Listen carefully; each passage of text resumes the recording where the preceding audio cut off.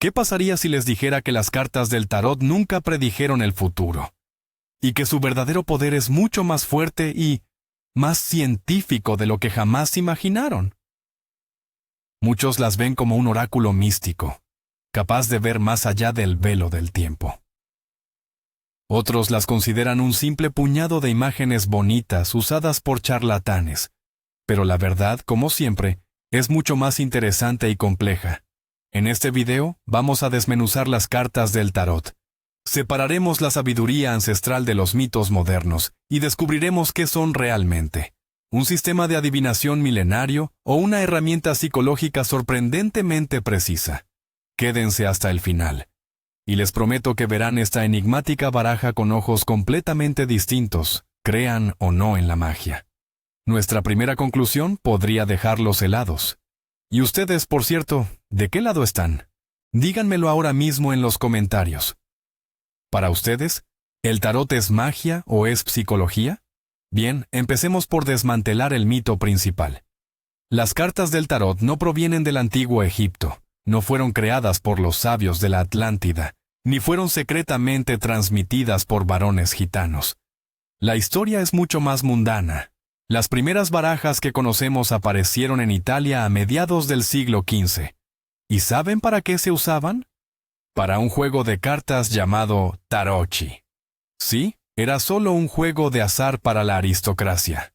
La baraja tenía 4 palos, como las cartas de juego modernas, más 22 triunfos especiales. Estos triunfos son los que más tarde se convertirían en los arcanos mayores. El halo místico alrededor del tarot comenzó a surgir recién a finales del siglo XVIII. Ocultistas franceses como Eteilla y Eliphas Levi vincularon las cartas con la cábala, la astrología y la mitología egipcia. Y la baraja Rider-Waite, la que todos conocemos, no apareció sino hasta 1909. Así que este misterio de siglos es más bien el resultado de un buen marketing que de una tradición ancestral. Empecemos por entender cómo funciona el modelo predictivo del tarot, desde el punto de vista de sus seguidores. Se basa en la premisa de que el universo es un único flujo de información. Todos los eventos están interconectados, y las casualidades no son casuales. En este contexto, las cartas del tarot son una herramienta que ayuda a conectarse con ese flujo y a leer la información sobre el futuro probable.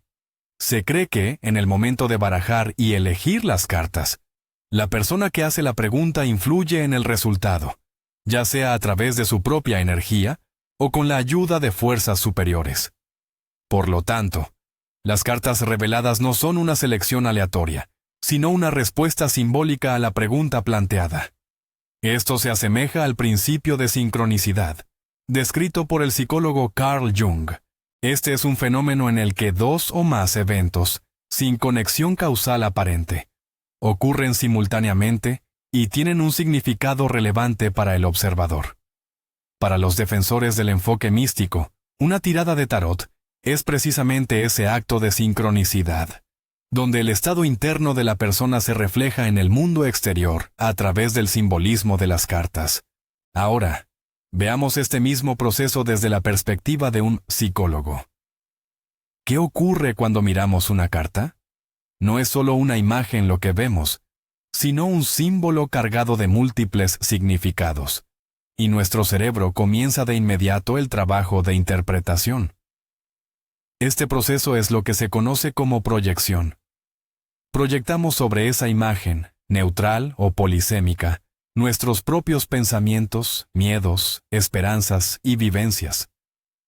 Imaginen que están mirando las nubes. Una persona podría ver un dragón, otra, un castillo, y una tercera, incluso el rostro de su perro. La nube es la misma para todos, pero cada individuo proyecta algo personal en ella, algo que ya reside en su mundo interior. Con las cartas del tarot ocurre exactamente lo mismo. La carta de la torre, que muestra un edificio que se desmorona, para alguien será el símbolo del colapso y la catástrofe, mientras que para otro será una señal de liberación de lo viejo e innecesario. Las cartas, en realidad, no nos revelan nada nuevo, Simplemente actúan como un espejo que refleja lo que ya está oculto en nuestro subconsciente. Nos ayudan a sacar esto a la luz y a poder formularlo con palabras. Profundicemos en la estructura de la baraja y verán lo profundamente psicológica que resulta. Los 22 arcanos mayores no son simplemente una colección de imágenes aleatorias. Muchos estudiosos, como Joseph Campbell, identifican en ellos una descripción metafórica de lo que él llamó el viaje del héroe. Esta es una historia universal, la base de la mayoría de los mitos, cuentos de hadas e incluso los blockbusters de Hollywood. El camino inicia con la carta de El Loco, que simboliza la inocencia, el comienzo del viaje, el potencial puro. El héroe, representado por el loco, emprende un viaje donde se encuentra con personajes arquetípicos y debe superar duras pruebas. Allí se encuentra con el mago, que representa la voluntad y la maestría, la emperatriz, el arquetipo de la creatividad y la nutrición, o el ermitaño, la búsqueda de sabiduría en la soledad. Se enfrenta a el diablo, las tentaciones y las adicciones, y experimenta el colapso de la torre, la destrucción de viejos pilares y estructuras. El punto culminante de este camino es la carta de El Mundo, que simboliza la totalidad, la armonía y la conclusión del ciclo. Por lo tanto, una tirada de arcanos mayores puede entenderse no como una simple adivinación, sino como una herramienta de diagnóstico. ¿En qué fase de tu viaje del héroe personal te encuentras justo ahora? La noción del viaje del héroe está íntimamente ligada a la teoría de los arquetipos, propuesta por Carl Gustav Jung en el campo de la psicología. Los arquetipos son patrones universales e innatos de pensamiento e imágenes que residen en el inconsciente colectivo de toda la humanidad. Son como personajes o tramas fundamentales que resultan inmediatamente inteligibles para cualquier cultura.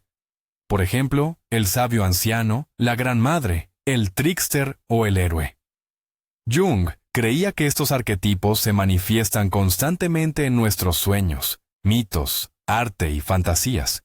Ahora, detengámonos un momento a observar los arcanos mayores del tarot. ¿Acaso no son una galería de arquetipos en su forma más pura?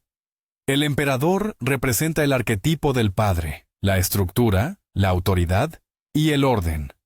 La suma sacerdotisa encarna la intuición, el misterio y el conocimiento oculto. Los enamorados simbolizan el arquetipo de la elección y la unión de los opuestos.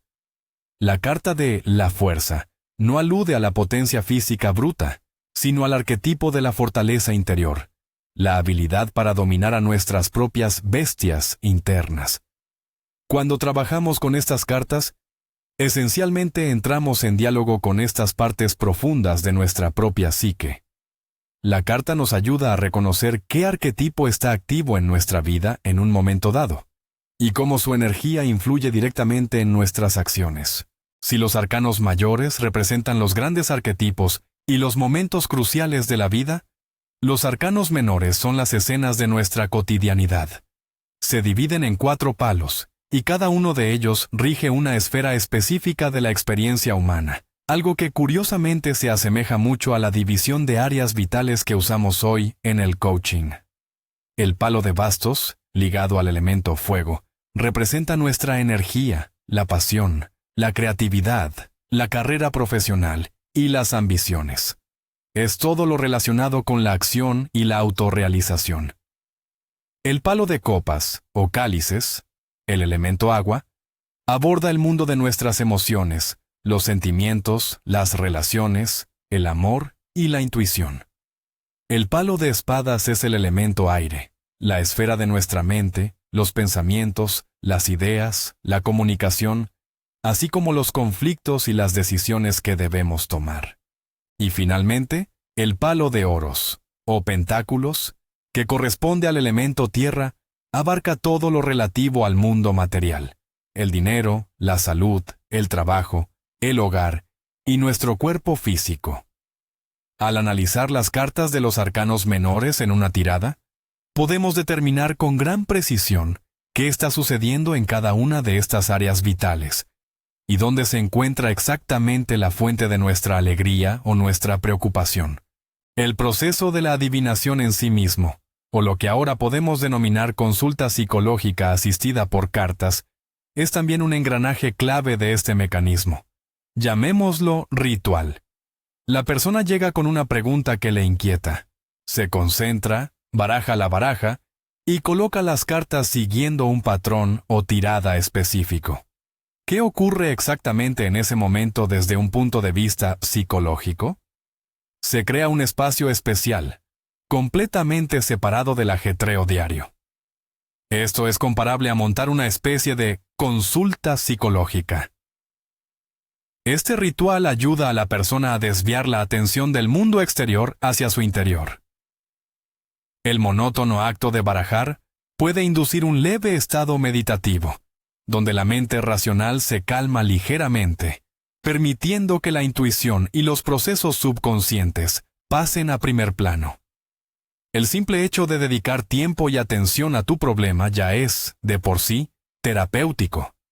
Y la estructura de la tirada, donde cada posición tiene su propio significado, por ejemplo, el pasado, el presente o factores ocultos, ayuda a ordenar los pensamientos caóticos y a contemplar la situación desde ángulos diferentes, y a veces, inesperados. El elemento clave que hace que el tarot realmente funcione es el poder de la narrativa, o el arte del storytelling.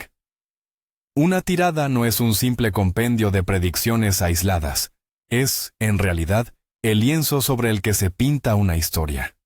El tarotista, o incluso la propia persona que realiza la lectura, asume el papel de narrador.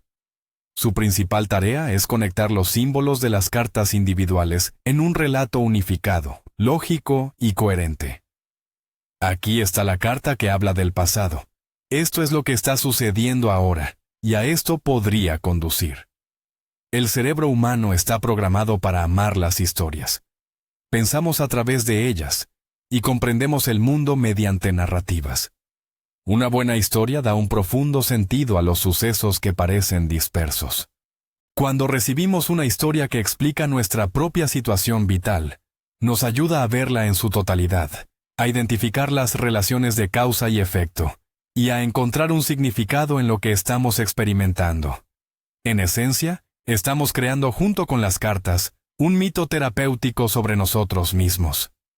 Esta historia puede ofrecer una nueva perspectiva sobre un problema, sugerir una salida inesperada, o simplemente darnos una sensación de control y entendimiento, lo que ya de por sí reduce significativamente la ansiedad. Pero aquí entra en juego otro poderoso mecanismo psicológico: el sesgo de confirmación, o confirmation bias.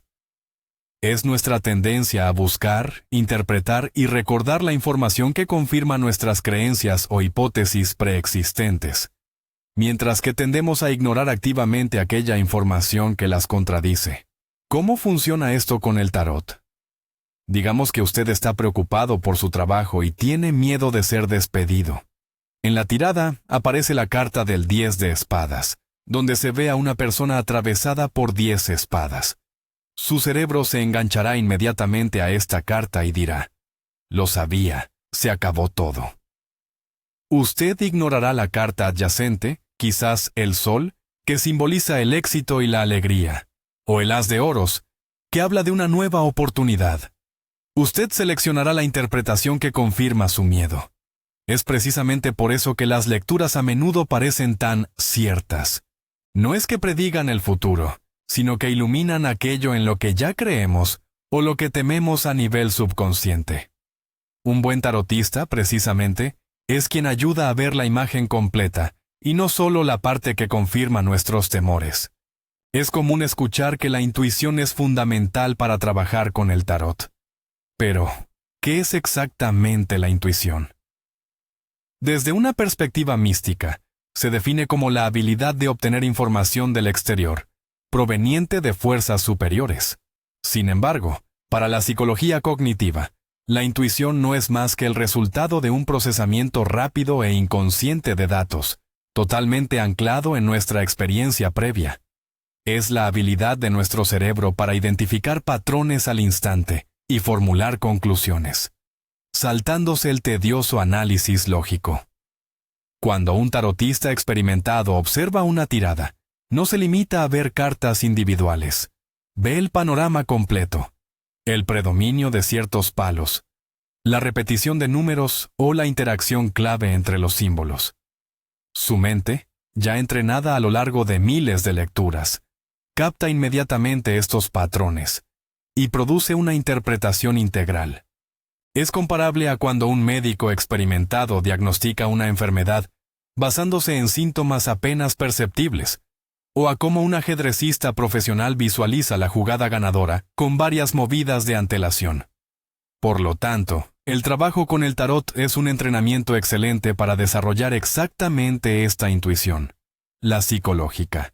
Te enseña a confiar en tus primeras impresiones y a detectar las conexiones sutiles entre los eventos. ¿A qué conclusión llegamos entonces? La metáfora que mejor describe el tarot es la del espejo. No nos muestran algo externo e inevitable, como si fuera una bola de cristal. Lo que hacen es reflejarnos a nosotros mismos. Una lectura de tarot es, esencialmente, una instantánea de tu mundo interior en ese preciso momento. Muestra qué pensamientos dominan tu mente, las espadas, qué emociones estás experimentando, las copas, qué nivel de energía tienes, los bastos, y cómo te sientes en el mundo material, los oros. Saca a la luz tus miedos ocultos, tus deseos secretos, tus conflictos internos y esos recursos que aún no has utilizado. Y esto tiene un valor incalculable. Porque, a menudo, no somos conscientes de lo que realmente nos está sucediendo. Vivimos en piloto automático, reprimiendo las emociones e ignorando la voz silenciosa de la intuición. Y el tarot, como un espejo imparcial, nos dice, mira, esto es lo que hay dentro de ti ahora mismo. ¿Qué vas a hacer al respecto? No es una predicción, es un diagnóstico. Y después de un diagnóstico correcto, podemos aplicar el tratamiento adecuado. El tarot está rodeado de una cantidad enorme de mitos y supersticiones que, en realidad, poco o nada tienen que ver con el sistema en sí. Vamos a desmentir algunos de los más comunes. Primer mito. No puedes comprar tu propia baraja, deben regalártela. Eso es una tontería total. Al contrario, es mucho mejor elegir la baraja uno mismo, de forma intuitiva, aquella cuyos diseños te gusten y te resuenen. Al fin y al cabo, es tu herramienta de trabajo. Es como elegir un instrumento o un libro importante. Segundo mito. No se debe leer el tarot a otros porque absorbes su karma. Este es un mito puramente basado en el miedo. Si enfocamos el tarot como una herramienta psicológica, lo único que haces es ayudar a la persona a comprenderse mejor a sí misma. Es como una conversación profunda con un amigo. Lo esencial aquí es mantener la ética y nunca imponer tus propias interpretaciones. Nuxtuna. Tercer mito. Las cartas invertidas siempre son algo malo. Para nada. Una carta invertida puede indicar energía bloqueada, un exceso o una carencia de la cualidad que representa, o señalar procesos internos en lugar de procesos externos. Es, simplemente, una capa adicional de información. Estos mitos solo consiguen crear una barrera innecesaria y mistificar una herramienta tan sencilla y elegante de autoconocimiento. Una de las aplicaciones del tarot más fascinantes y prácticas va mucho más allá de la adivinación o la psicología. Es una herramienta potentísima para la lluvia de ideas y el desarrollo de la creatividad. Imagina que eres escritor y te has quedado atascado con la trama. ¿Qué paso debe dar ahora tu personaje? Saca una carta. Digamos que te sale el carro. Esto podría sugerir una idea de viaje, un impulso hacia adelante, o tomar el control absoluto de la situación. O quizás eres un emprendedor pensando en una nueva estrategia de marketing. Sacas la suma sacerdotisa. En ese caso, quizás debas apostar por el misterio, crear intriga alrededor del producto, sin revelar todas tus cartas de golpe. Las cartas funcionan como un generador aleatorio de ideas. Nos sacan de la rutina mental y nos obligan a ver el problema desde un ángulo totalmente nuevo. Cada carta es un universo de imágenes y asociaciones que puede desencadenar una cadena de pensamientos poco convencionales. Muchos artistas, diseñadores e incluso ingenieros utilizan este método para superar el bloqueo creativo y encontrar soluciones frescas. Es un ejercicio puramente mental, desprovisto de cualquier mística, pero hay otro sesgo cognitivo que explica perfectamente por qué las predicciones del tarot nos resultan tan acertadas. Se trata del efecto Barnum o efecto Fodder.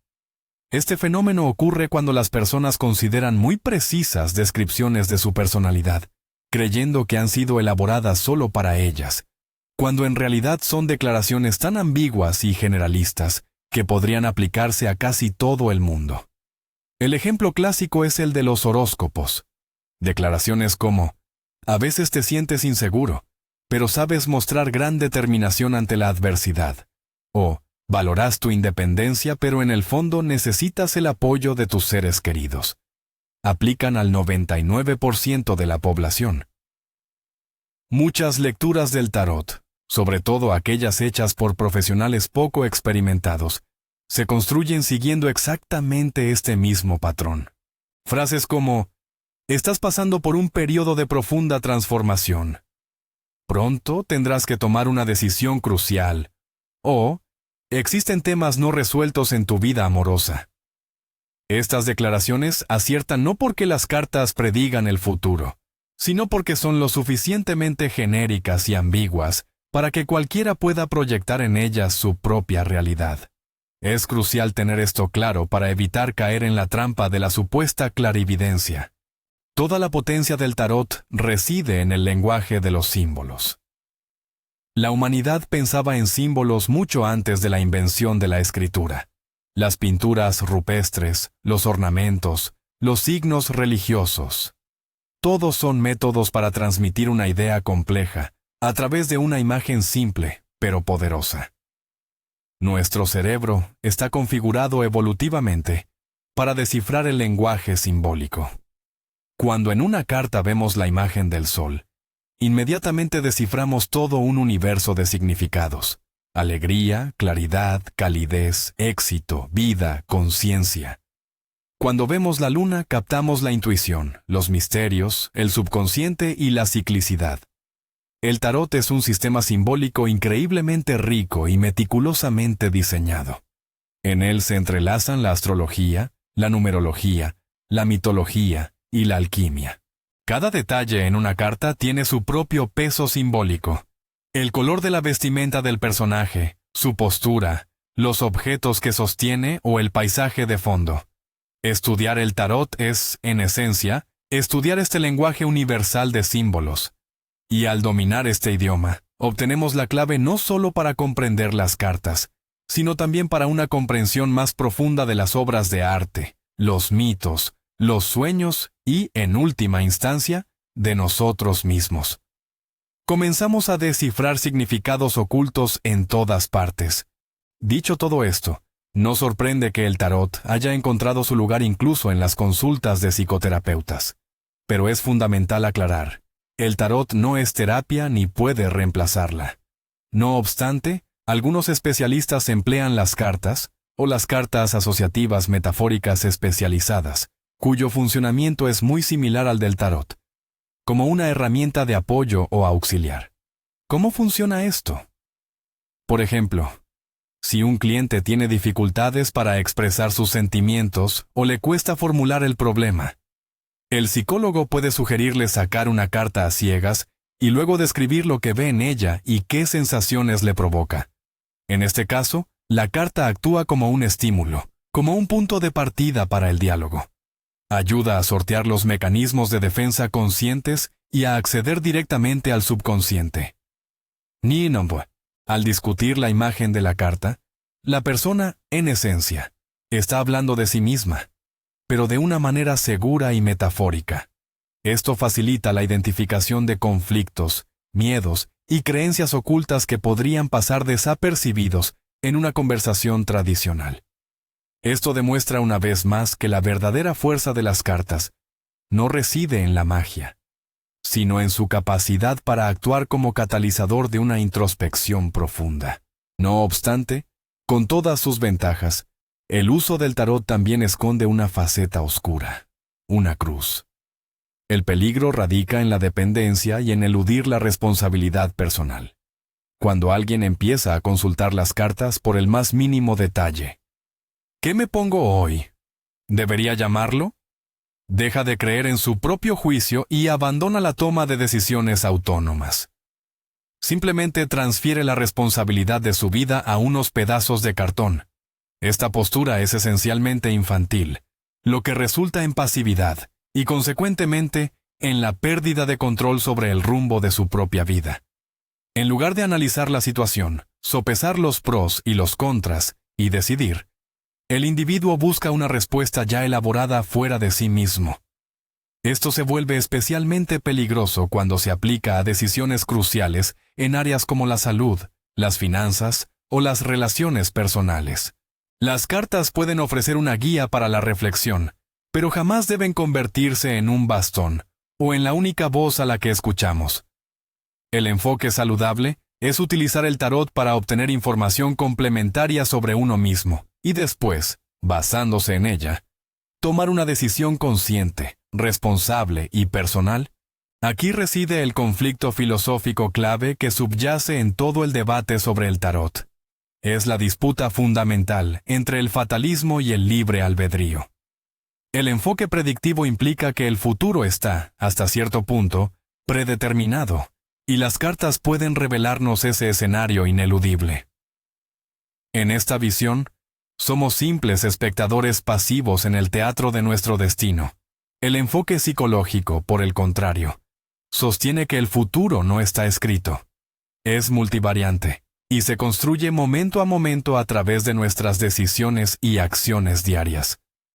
En este contexto, el tarot no te muestra lo que será, sino más bien lo que podría ser, sí. Las cartas señalan la trayectoria más probable de los acontecimientos, basándose en tu estado mental y comportamiento actual. Si no te gusta ese vector, tienes el poder de cambiarlo. La carta de la torre, por ejemplo, no te dice que tu casa se va a derrumbar mañana. Te está indicando que en tu vida ya ha madurado la necesidad de un cambio radical. Y si decides ignorarlo, se manifestará inevitablemente en forma de crisis. Pero aquí tienes la elección.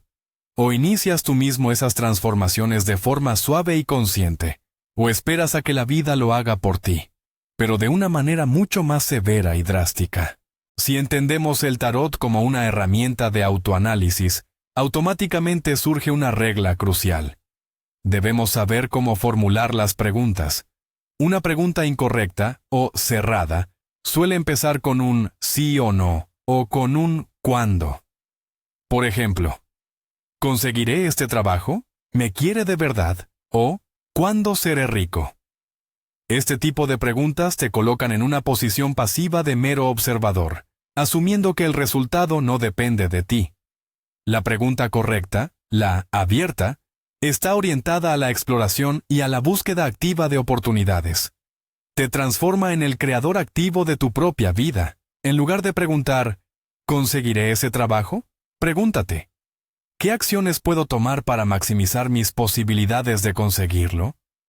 ¿O qué fortalezas debería destacar durante la entrevista? En vez de preguntar, ¿me quiere? Pregunta, ¿cómo puedo mejorar activamente nuestra relación? ¿O qué es lo que me está impidiendo construir una relación más armónica? ¿Notas la diferencia? La pregunta abierta no busca una respuesta predeterminada, sino que te ayuda a identificar recursos y a trazar un plan de acción. Este es el cambio fundamental. Pasar de la simple adivinación a un trabajo consciente de autoconocimiento y desarrollo personal. Si hablamos de tarot, es imposible no mencionar la baraja más popular e influyente del mundo, el Tarot Rider-Waite-Smith. Creada en 1909 por Arthur Edward Waite, un místico y miembro de la Orden de la Aurora Dorada.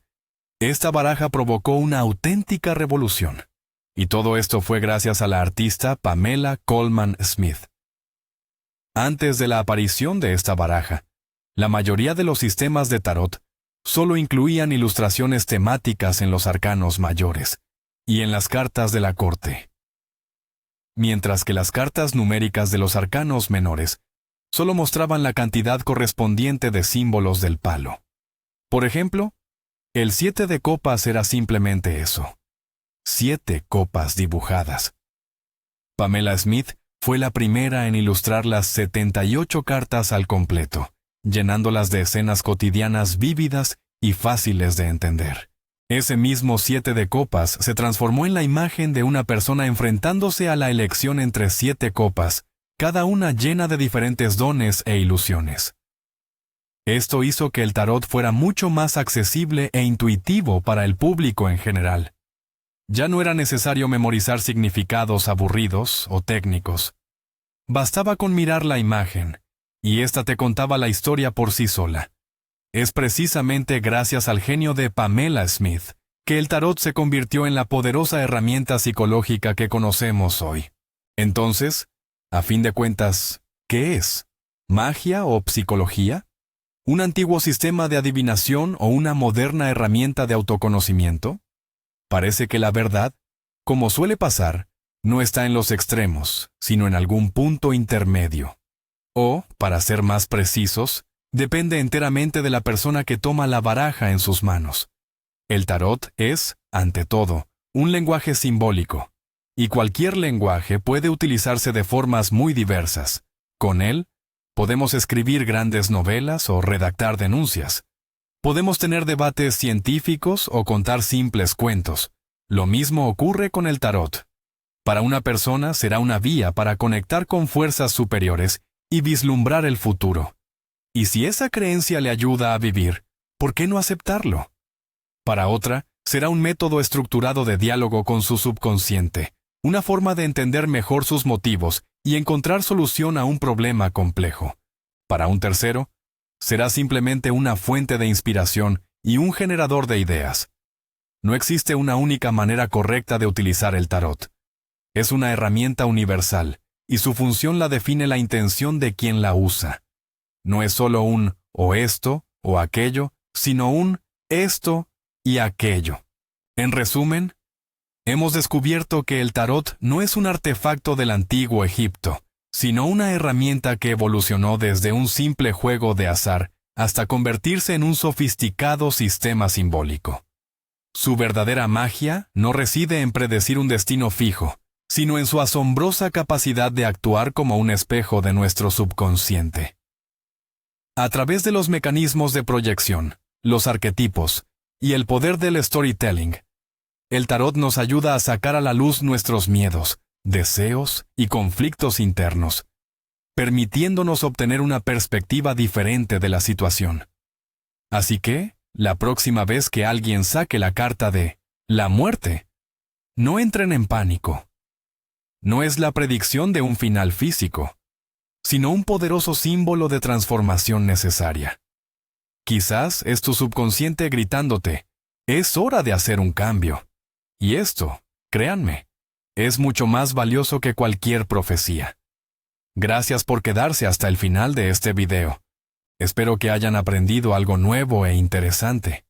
Si les gustó, no olviden suscribirse al canal y darle a me gusta. Esto ayuda muchísimo con la promoción del contenido. Y ahora, la pregunta principal para ustedes.